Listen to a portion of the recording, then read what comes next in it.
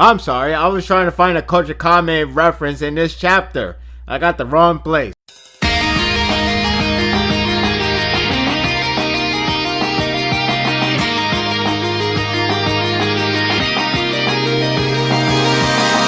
You could tell we're getting to the climax when things are getting too intense. Chapter 93 is with something a lot of twists and turns just keep on coming. They're all good and they all excite me more. It's something I can't wait to see how it's gonna unfold. I can't wait how everything's gonna conclude, and I still hope a lot of characters are coming back alive because I get the bad feeling these characters are really going out there for a bloodbath, and I think many of the characters, at least half the cast, is going to be wiped out. But I can only hope everybody just get beat up and that's it. They would just go home and get some breakfast on the next morning. This chapter did a great job on building up hype for a new battle. I really like the fact this battle is not going to be your typical good versus evil or something like you have seen. That's a little bit more of a black and white with some of the little gray in there. But in this case, if you really think about it, a lot of them are in the gray area. And I know one people had to go for Ghoul, one people had to go for the CCG. We all know these characters. We all see their developments. We all see their personalities. I find this new setup really interesting, and I'm really worried to see who's going to come out dead. Each of them does a really good job on capturing these characters' emotion, their expression, to show us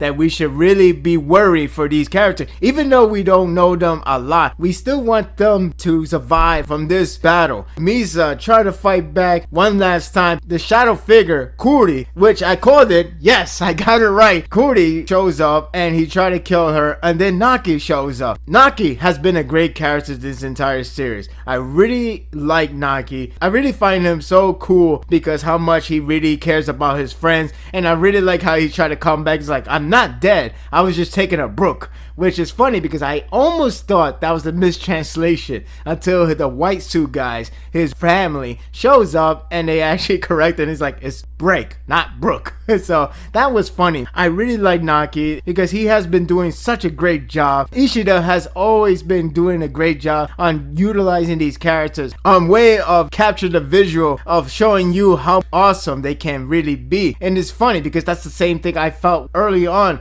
with another character. All you have to do is one chapter and boom, or do a 180, and I completely like that character. Ishida knows how to do it in the perfect timing. He knows how to write them. He knows how to capture that visual. So with the mixture of that, it makes you like the characters. If you already like the character, you're gonna like them even more. The interesting part was when we find out more about Corona and her family, and the fact that Kanu actually knows about the entire situation, which is actually pretty interesting. I know a lot of people probably think he's lying, but I don't think he's lying in this case. I understand he could be lying about the whole revival thing, maybe not to the extent to create a whole new body, because she did eat her sister. The story with Corona and the family and how Kanu and Corona got together as a family, so to say. What's interesting is the fact it goes back to part 1, where we only got the snippets of a flashback and we only know very few about the laboratory, about the mansion. He was working on the ghoulification experiment with TCG, but it was up to the point that he has own a lot of depth, and then he even goes to blackmail them to leak the information about the experiment. Therefore the CCG ends up killing them. We actually find out why Corona and her sister went to Kanu and go to become a one-eyed ghoul. It's all started from that moment. You get the understanding that Corona is another victim. Again, Ishida knows how to create these characters to be a victim, and it actually makes you feel a bit sorry for them, if not completely sorry, and you can understand where they're coming from. She was young enough to fall for Kanu's way of storytelling, because the storytelling is pretty much saying that CCG are evil, join me, we could reunite together and we could achieve our own, in the way how he tried to persuade them. I really like the visual in that room where you see it from the sky view of all those butterflies, bugs, whatever. It kind of reminds me of Resident Evil 1 mansion area. It has that reminiscence feeling, but it also gives you the idea that Kanu is not really a guy that you should be trusting with, because he is actually a madman. He's a mad scientist. I really like how they managed to show him how he could look so sadistic. That's where Corona should have realized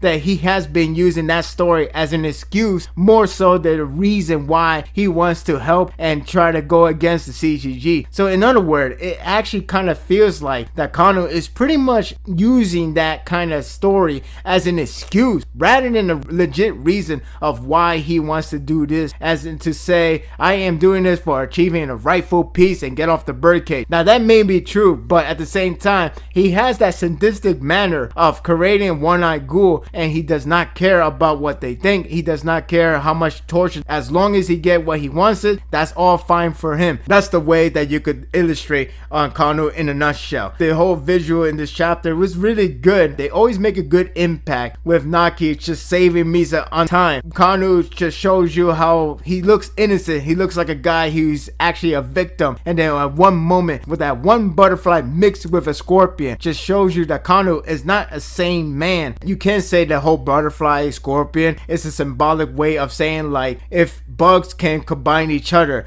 why not humans can combine with something else? So in this case, a human and a ghoul is just a specimen, because the real deal is to have a human and a Kagane fuse together and they form a one-eyed ghoul, which Corona pleases him. That's why he looks so sincerely happy to see the experiment gone well. What makes the chapters really great is not only the visuals and not only that dark story, not only that creepy vibe, but also that twists and turns that just happens. Kuri being the shadowy figure is just one part, but then you see Naki being alive as another part, and then what makes it more surprising in the perfect timing was Nishiki actually showing up and go against Kanu. That is something I would never thought I would see. That is a really good twist that makes me really get more excited than ever on seeing how this is all going to unfold and who is behind the idea to bring Nishiki into the island. But not only Nishiki, even Shu shows up at the end of the chapter. That is a remarkable sight to see. What makes it better is that he's in a healthy shape. He is back in his old personality. He's going to be a legit threat to the CCG. It got a lot of build up, a lot of momentum to show you that this battle, the next battle that we're going to see, is going to be one bloodbath. Maybe they can make peace. I hope so, but that's not going to happen. Everybody has to go all savage each other. Maybe something will happen. With Shu showing up, it makes me wonder, can he use Kaguya? It was hinted back then that